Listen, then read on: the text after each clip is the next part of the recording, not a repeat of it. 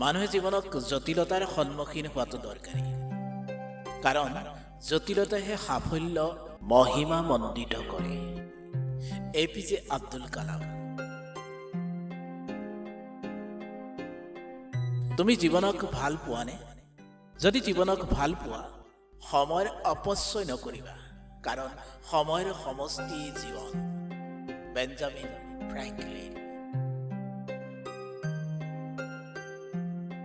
যিজন মানুহে জীৱনত এবাৰো ভুল কৰা নাই, ইয়াৰ অৰ্থ হ'ল যে তেওঁ শিকিবলৈ চেষ্টা কৰা নাই।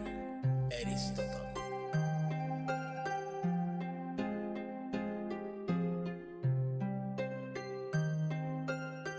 নিজক আৰু পৃথিৱীখনক ভাল পাবলৈ শিকাটো জীৱনজোৰা এক প্ৰেম কাহিনীৰ মধুৰ আৰম্ভণি। Oscar Wilde.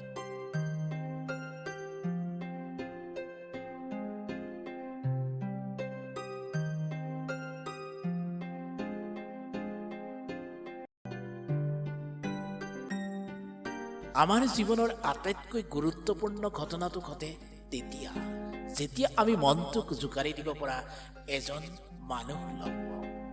এমাৰচন।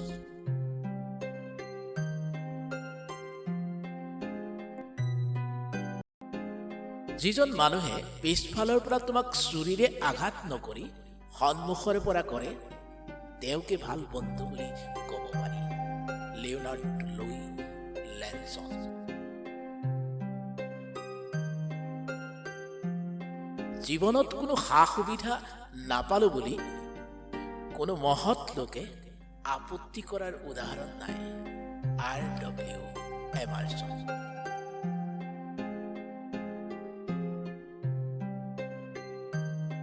প্ৰত্যেক দিনাই জীৱনৰ শেষ দিন বুলি কাম কৰি যোৱা।